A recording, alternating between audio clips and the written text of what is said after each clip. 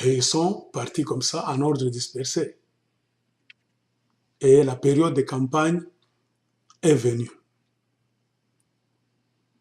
D'abord, Ramazani Shadari, qui était choisi par Joseph Kabila comme son dauphin, lui a fait commencer donc, les campagnes avant les autres politiciens. Pourquoi? Parce qu'il jouissait des moyens de l'État, l'argent, les véhicules, tout. Ils avaient mobilisé tous les gouverneurs de province, les chefs des entreprises, tous. Donc, par force, devaient participer donc, aux campagnes au pluriel d'Emmanuel Shadari pour qu'il soit le président de la continuité, c'est-à-dire il devait continuer le système de Joseph Kabila. Et quand Kash et Lamuka ont commencé leur campagne, il fallait voir. Kash a commencé ses campagnes sans trop de difficultés, c'est-à-dire Félix Tshisekedi et Vital Kamerhe. Mais Martin Fayulu a beaucoup souffert. Pourquoi? Parce que la coalition Lamuka devait faire entrer quelques avions, c'est pas 3, avec 2 hélicoptères comme ça, selon ce qu'ils disaient eux-mêmes. Ils ont même montré des documents à la télé. Mais le gouvernement de Kabila a refusé que ces avions-là puissent entrer en République démocratique du Congo.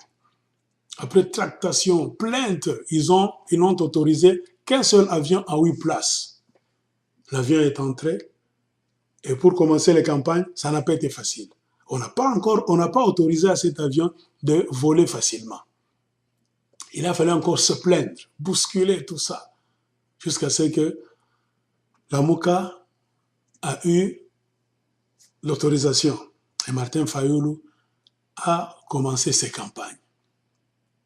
Et tout le monde a vu, comme dans un film, Martin Fayulu a rassemblé beaucoup de gens derrière lui.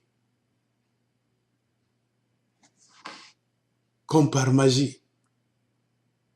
Et beaucoup de gens ont commencé à se poser des questions, ceux qui n'étaient pas informés. Partout où Martin Fayulu passait, il est devenu populaire. Et même les sondages qui donnaient Félix Tshisekedi et Vital Kamerhe, donc en position d'avance. Donc, Félix Tshisekedi, en tant que représentant de Kash, pendant un certain temps, il y a eu des maisons, donc des sondages qu'il avait donnés favoris.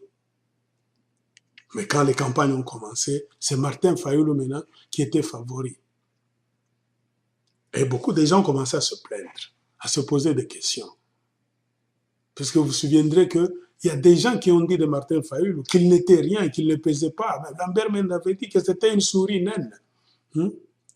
Et c'était même les plaintes des gens de l'UDPS qui disaient non, Martin Fayulu n'a même pas un parti politique bien installé au Congo. Il n'a même pas donc, de membres au Parlement. Il n'a qu'un seul membre.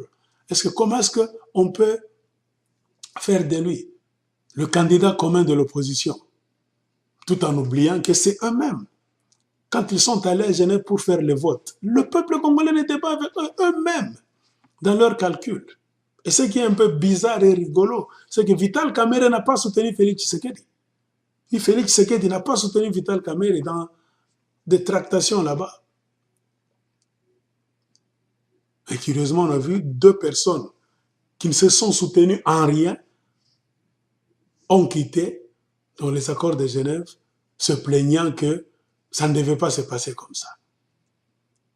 Puisque selon ce que nous savons, leurs informations, ils sont entrés là-bas avec l'esprit donc d'un accord facile. Ça, il fallait arriver là-bas et choisir quelqu'un. Mais ça a échoué. C'est pour cela qu'ils étaient passés au vote. Et en faisant leur vote là-bas, ils ont fait des calculs. D'abord, chacun devait se voter lui-même. Et après, chacun devait voter quelqu'un d'autre. Et enfin, c'était d'abord les candidats à la présidence. Les non-partants, donc Moïse Katumbi, Jean-Pierre Bemba et les autres là, n'ont eu droit au chapitre, à la parole, au vote, qu'en fin de compte, pour départager donc le bras de fer qui existait là-bas.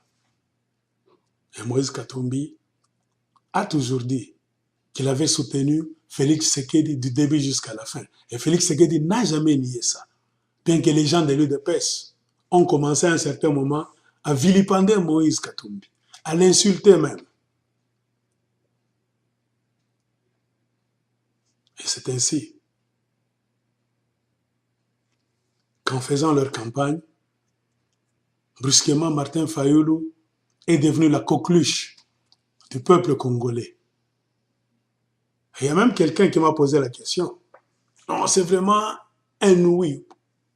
Comment Martin Fayoulou, qui n'était rien pendant tout ce temps inconnu, qui n'a même pas un grand parti politique comme l'UDPS, les gens disent qu'il a gagné les élections en fin de compte.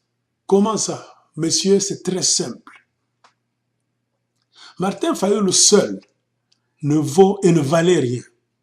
Mais un Martin Fayoulou, pompé par la puissance des poids lourds de la politique de la République démocratique du Congo, en la personne de Moïse Katumbi, Jean-Pierre Bemba, F. Bazaïba, Freddy Matungulu, Adolphe Muzito, Mbusa Nyamwisi, Martin Fayoulou était devenu très puissant. Pourquoi? Parce que avec l'appui de Moïse Katumbi, c'était le Katanga. Martin Fayoulou était favori au Katanga. Bien que Chadari pouvait aussi prendre quelques morceaux là-bas, mais la part de Lyon au Katanga, Martin Fayoulou devait prendre ça au nom de Moïse Katumbi. Et si nous allons au Nord Kivu, chez Mbusa Nyamwisi, Martin Fayoulou devait gagner ça.